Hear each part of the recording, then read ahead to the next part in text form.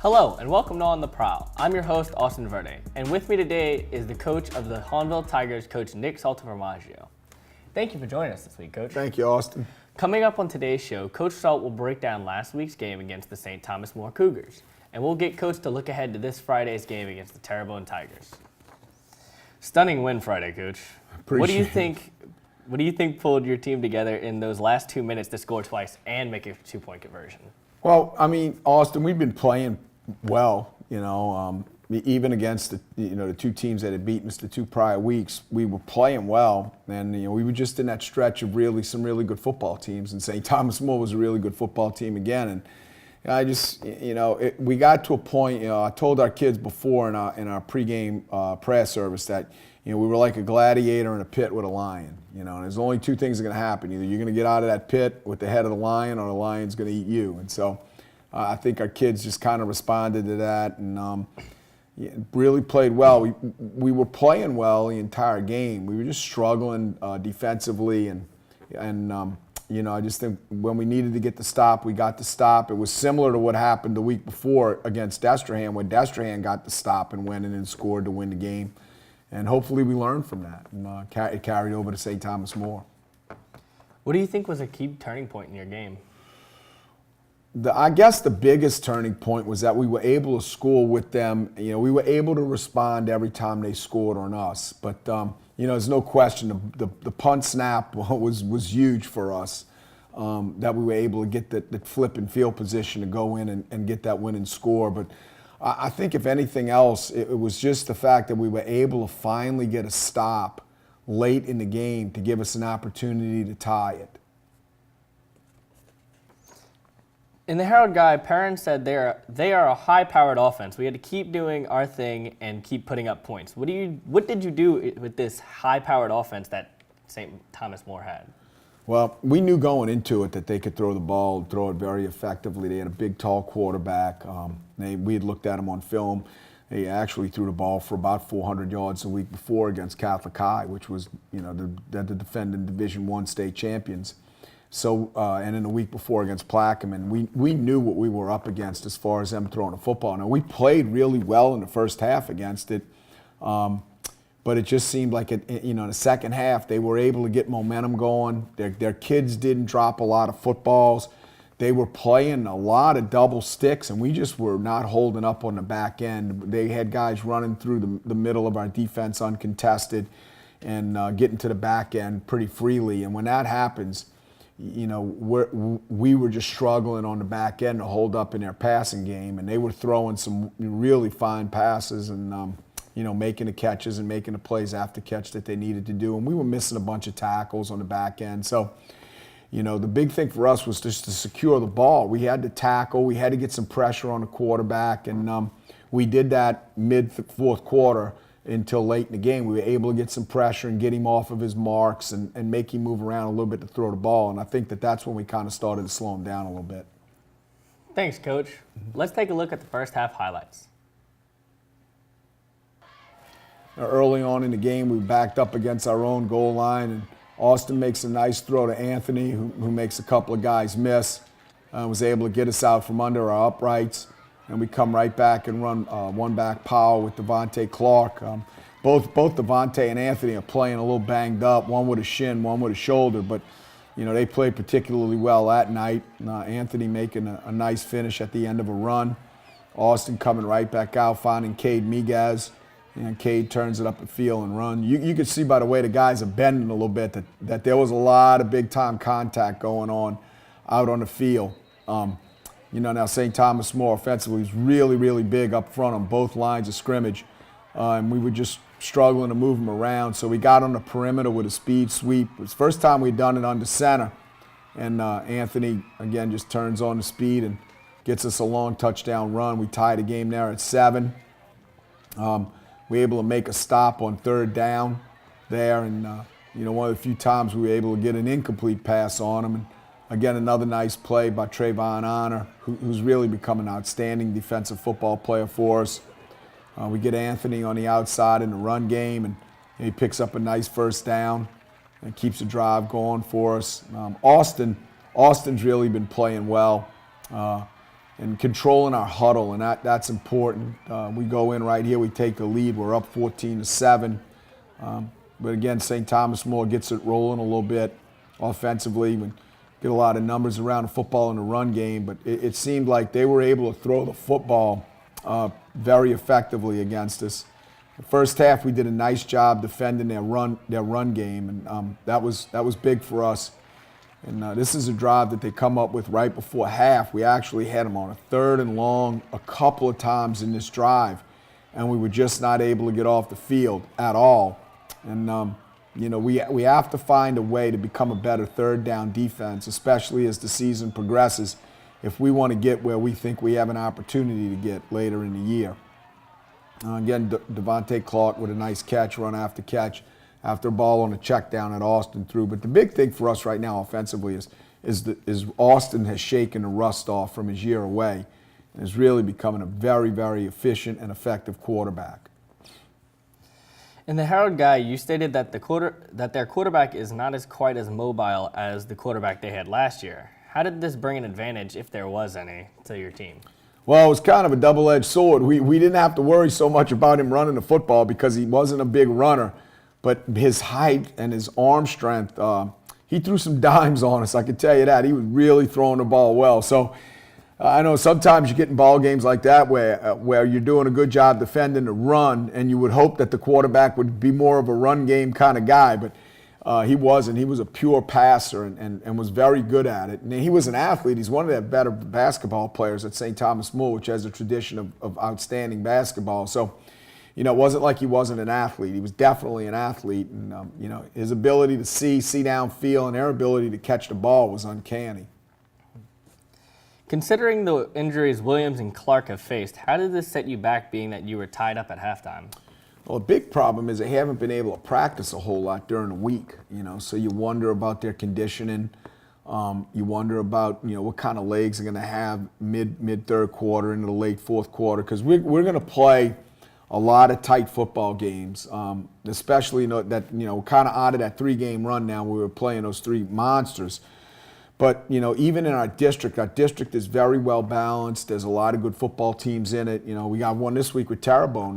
That's a good football team. So the problem you have with those injuries is it's not enough to keep them from playing, but it's difficult for them to practice during the week at the level we want them to practice at. So, the thing we're doing right now is it's helping us to find other playmakers. Jamel Bird had a great night for us. Waylon LeBlanc had a great night for us. Michael Gray, Cade Miguez. So other guys that we've needed to step up have stepped up for us. How did you have to alternate your offensive game plans after seeing that their defense was so strong? We threw the ball a whole lot more, and again, I'm it seems like I'm opposed to passing the football. I'm really not. I like to throw it more out of times where we want to than times where we have to. But Friday night, we felt like they were giving us some balls that we were able to make plays on in the passing game. And again, Austin's kind of working that rust off of him that he had from missing that year. So we took advantage of what they were giving us. And guys like I just mentioned, Jamel Bird and Waylon LeBlanc have become outstanding receivers for us. And we're playing a sophomore right now a lot, Jaquan Jackson, who's playing in the slot for us just because we need to rest Anthony a little bit because of his shin. And Anthony's playing some running back as well because of Devontae's shoulder. So it's given us an opportunity to play guys in different spots and really has diversified our offense more, and I think you're seeing it in our productivity. Let's take a look at the second half highlights. We get the opening kickoff. We get a couple of first downs coming out of the box. There's Jamel Bird making a nice catch on a skinny. And we get the ball out to midfield. They get a little bit of pressure on Austin. Austin has an uncanny knack of being able to find his way out of that pressure situation. He finds Anthony, but we get a holding call. It backs us up a little bit. We come back. We find Jamel. We pick the first down back up after the holding call. Again, we just kind of get rolling a little bit. Nice play, nice block on the edge by Michael Kindler. Again, a check down from Austin to Cade Miguez. And we just kind of got things going a little bit. Again, Devontae Clark, who's an excellent inside runner for us, makes a nice gain on an inside power run. And then Austin throws downfield. Jamel makes a nice diving catch on that. We find a way to score to finish that drive. That was a huge play for us on a 4th down try. We get the turnover. We're down 14 points right here.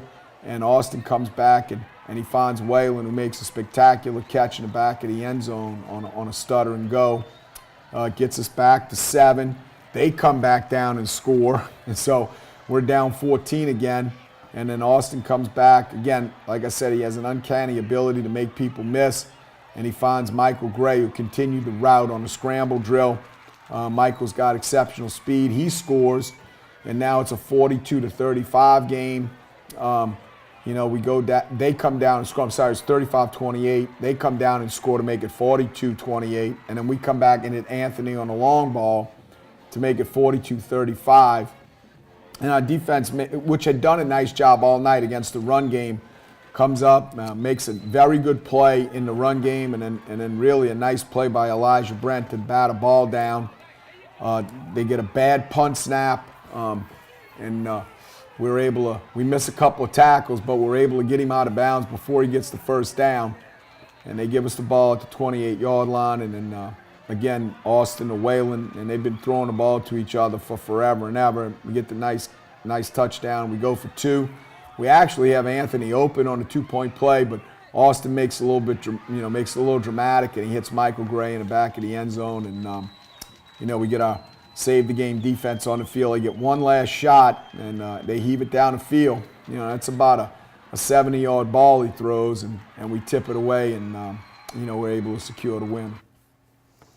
After an unsuccessful onside kick, your defense proved to hold strong. Did this help the team morale stay high enough for a comeback? Yeah, absolutely. I mean, we knew we had to get a stop. We knew the field position was going to flip in their favor if we didn't recover the onside kick. But, it was the right call at the right time. We needed to get the ball back with some time left on the clock. We only had 2 timeouts left. And so we were able to, get that stop after we did not get the onside kick.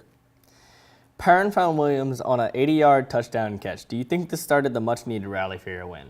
Oh yeah, and I think, when you rally like that for a win, it's people look at the plays, and I'm more of a player guy. I think players win football games, not necessarily plays, and our mindset. We've preached that since I've been here, and it's not. What's funny is a lot of people act. They were like, that was a wonderful comeback, man. It was unexpected. But if you followed us since we've been together at Hahnville, we've had a couple of wins like that. More than a couple. We went on the road my first year here in the second round of the state playoffs and upset the number 5 team in the state, Houghton, at their place in a similar game where we were down 7 points late in the game, and Peyton Robert makes a scoop and score fumble recovery. We go for 2, we make it, and we win the game.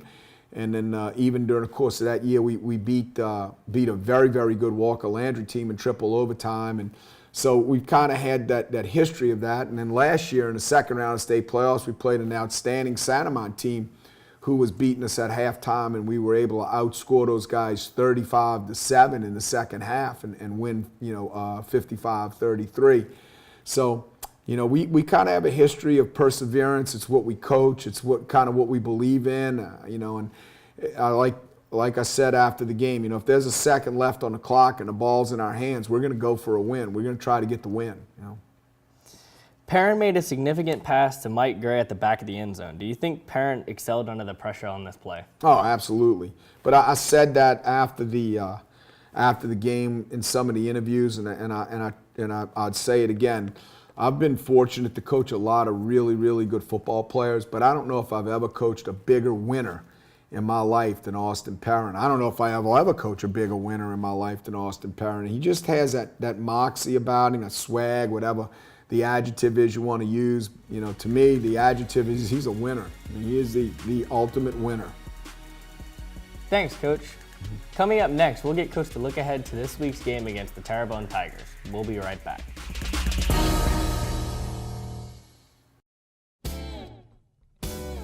Come on down to the United Way of St. Charles Parish's annual Battle for the Paddle Thursday, October 6, 2016 at the West Bank Bridge Park in Luling.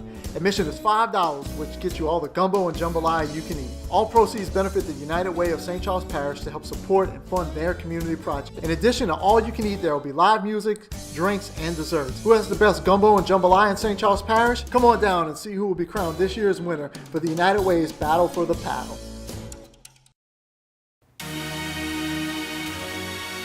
Welcome back to On the Prowl. I'm your host, Austin Verde. This week you play Terrebonne, who share the same overall 3-2 record with you. Do you think this will be a challenging game for you? Yeah, buddy. They're all challenging. They really are, especially this time of year. I think, Terrebonne is a similar dynamic to us. They got beat by a good Destrehan team. We got beat by a good Destrehan team. They're looking for a district win. We're looking for a district win. And I just think at this time of year, this is where you want to start that stretch run. And we've done that the last 2 years. We've gone on 7-game win streaks starting in week 6 of the season. So, we're sitting right back where we were last year. We're just, one up. Hopefully we started our win streak last week. And, I just think that Terrebonne's going to come in. They're a 2-quarterback type team. They're going to have athletes all over the place. They're huge. They're way bigger than we are. And, so we're going to have to be physical. We're going to have to keep our pad level down. But, I think you see two kind of similar football teams going at each other. This week's game is your homecoming game. Do you think this will distract your team from the game Friday night? We do a good job, Austin, of telling our kids their job is to win the game. That's their job. Homecoming, to me, that's always been kind of a 2-part scenario, homecoming is. Homecoming for the school, which is all the dress up or dress down days. There's the dance, there's the parade on Friday night in the stadium, all those kind of things. That's, for us to enjoy and for us to be involved with. But our biggest enjoyment and our biggest involvement is the game. So as long as we focus on that task, which is to win the game Friday night, I think we'll be okay. How do you think District 7-5A is shaping up this year?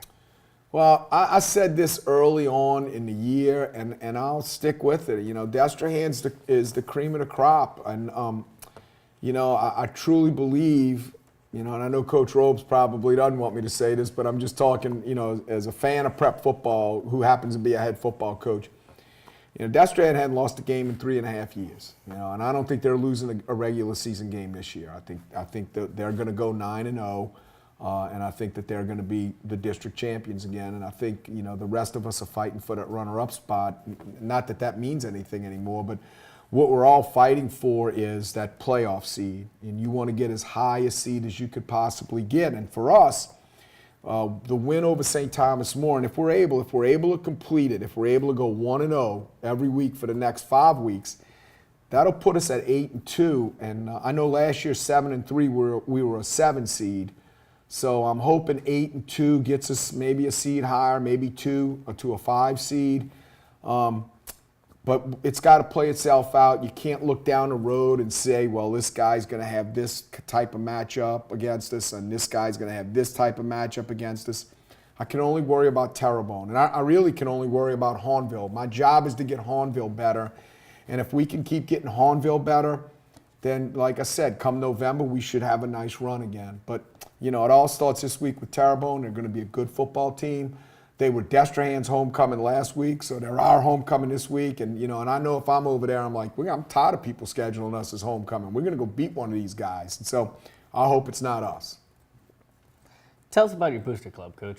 They've done a great job for us. Again, we're meeting tonight. It's Tuesday. We'll meet tonight and go over the highlights of St. Thomas More, talk about Terrebonne. Our junior class will be introduced. But they've been good for us. It really is just kind of camaraderie to celebrate Hahnville football, and I enjoy it. It makes for a long day, but I enjoy hanging out with Hahnville fans, so it's good for us. Thanks for joining us this week, Coach. Thank you, Austin. And that'll do it for this week's edition of Hahnville on the Prowl. For updates and news on Press Play Productions, check out our website at presstoplay.tv. I'm your host, Austin Verde. Thanks for watching.